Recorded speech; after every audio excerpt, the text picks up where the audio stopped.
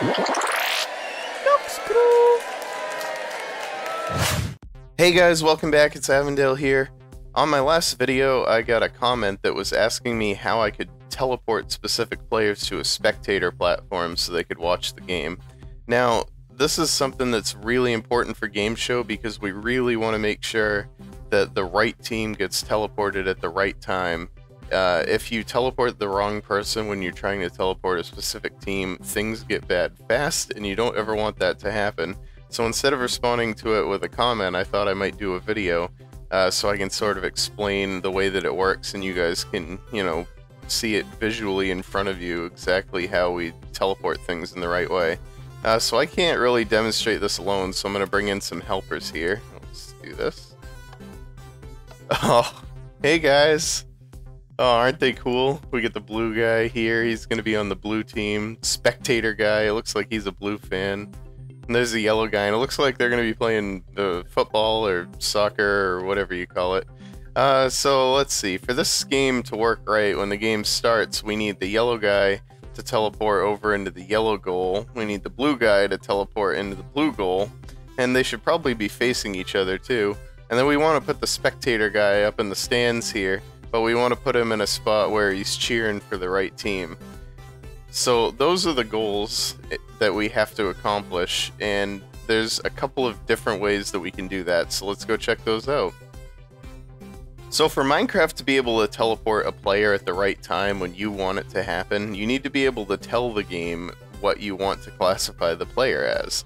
Now there's two ways to do it. The first way is creating a team, and I brought Spectator Guy over here. He's gonna be our little guinea pig, I guess, when we're trying this out.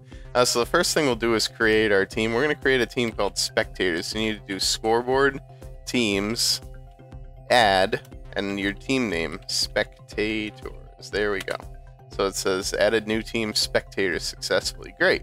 So the next thing we're going to do is we're going to add players to the team. Now the first thing I'm going to do is I'm going to add myself to the team so you guys can see how it's done with a player. So it's going to be scoreboard teams join, the name of your team, which is spectators, and then the player name. So now it's added me to the team. There's one other thing that you can do to distinguish people on the teams, and I'm going to show you that real quick. We're going to do scoreboard teams option, the team name, color, and we're going to color these guys red. So now if I type something in chat, you're going to see that my name comes up red. This is because the team name is now colored that way, so when you see the name floating over the player's head, it'll show a red name for people on the spectator team. Now, I showed that on me because Spectator Guy's name won't change color when he joins the team yet. Maybe they'll add that. We'll see, but we could still add him to the team. So we're going to do scoreboard teams join spectators. And now, just bear with me for a second. We're going to reference him by name here. So at name equals spectator guy. There we go. So now Spectator Guy has joined the team. And if we listed the team, that would show up in there. Good. So now we're on the team, Spectator Guys on the team, we have the color done. Now we're going to start learning about player selectors. So how do you actually get a command to reference a specific player? And I have a little demo command block in here because every single command block has the selectors listed in it. So you have @p, which literally targets the closest player to the command block, or to a point that you specify. @r targets a random player. @a targets every player who matches the criteria, and then @e targets all entities. Now, something to keep in mind is that the game also considers players entities in this sense. So, for instance, if you were to do kill @e, everybody would die. So, those are selectors. Now, selectors have a neat thing in them where if you set them, you can use brackets at the end of it to identify different things. And these can be location, teams, scores.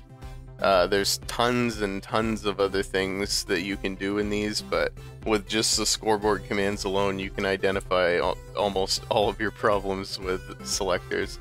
So if we want to identify teams in a selector, it's actually pretty simple. It's just team, lowercase, equals, and then capital sensitive, the name of your team. So our team name is Spectators. So right there, it would take the closest person who is on Team Spectators. Now, since I'm the only person on Team Spectators, because Spectator Guy is an entity, it would never pick him even if I was further away from this command block. But if there was more than one person on the server and we were both spectators, it would pick the closest one. Now this will work the same. We're going to add yellow and blue teams here in a second. I'll probably do that off camera, but those will be for the guys who are actually playing. And you could just do it the same way and it would work. Okay, as an alternative to creating teams, you could also use dummy scoreboard objectives, which is our second option here.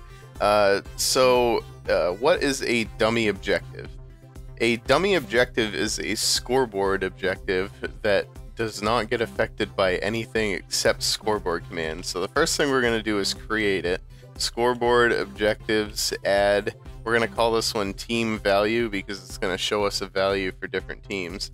And then you say dummy here. Now this value at the end is the type of objective it is, and these objectives can be related to stats in the game. So if I hit tab here, you'll see all these different stat options that come up.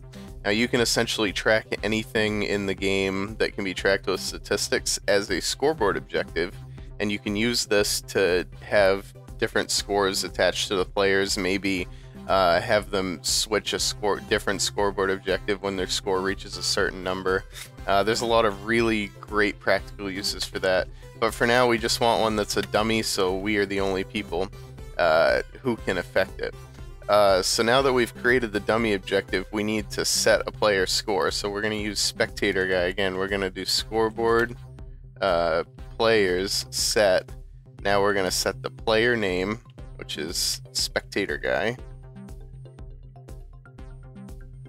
We're going to put him on team value 3. So we're going to use 1 for blue, 2 for yellow, and 3 for spectators.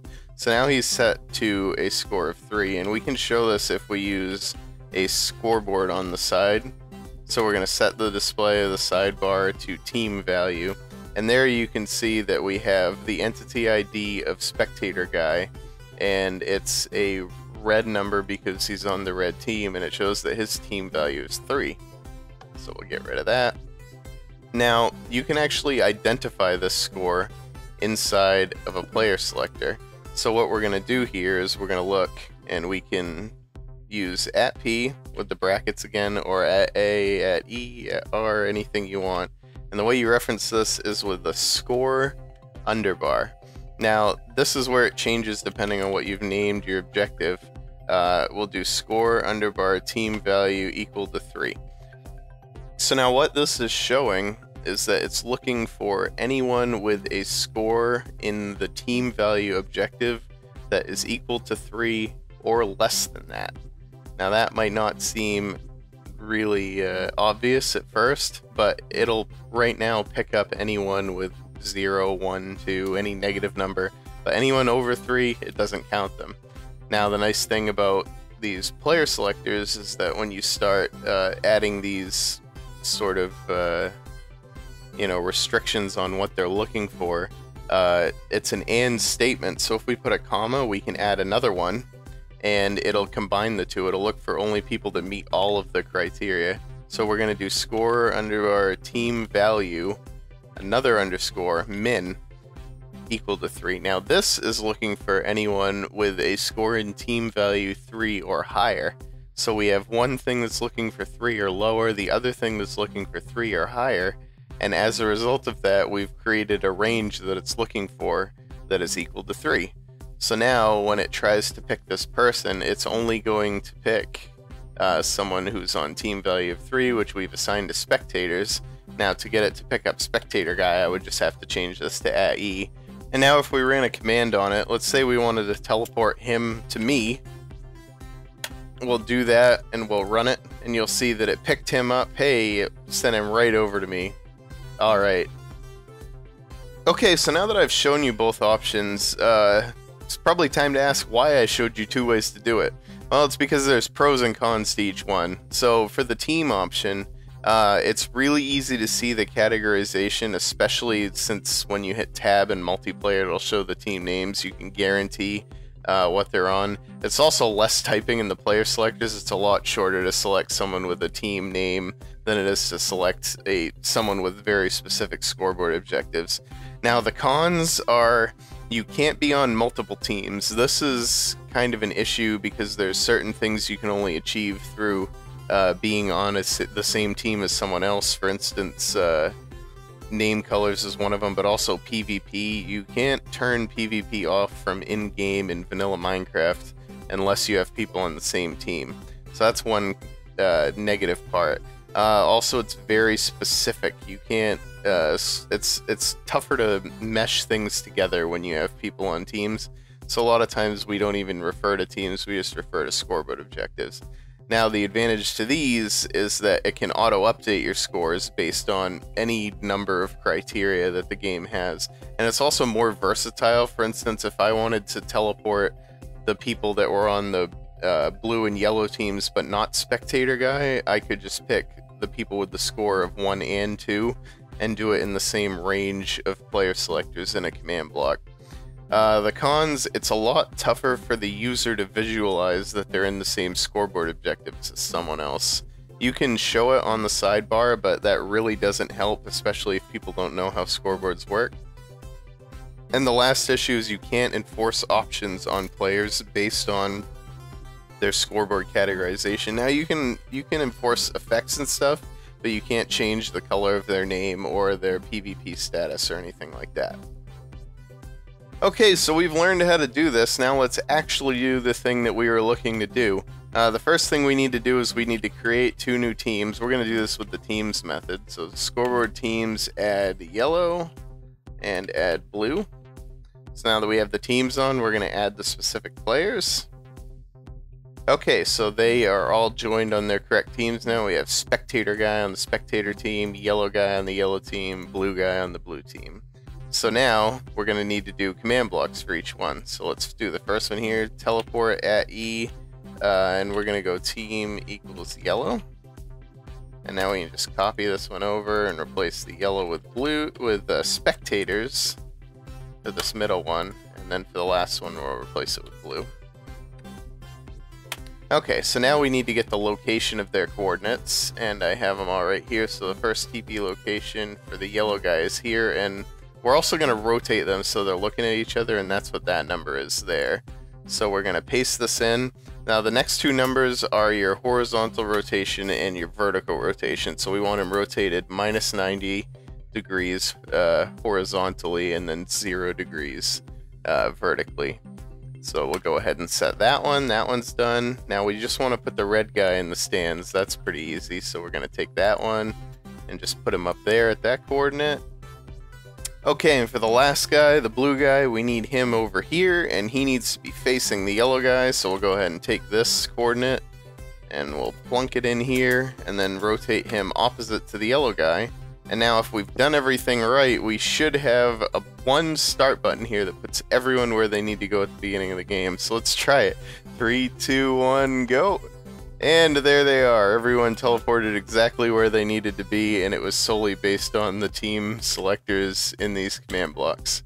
So I hope you guys learned something today, especially if you had never tried something like this by yourself. I really encourage you to start up a creative world and try teleporting some different things around, because you start to learn a lot about the way that command blocks work when you start practically doing this for yourself. If you guys have any questions, leave them in the comments below. I read them all, and if I see another good comment like this one, who knows, I might make another video, and maybe the Lobster Helpers will come back and give me a hand. Aren't they adorable? Oh, I love them so much. Okay, anyways, I've been Avondale. Thanks for watching.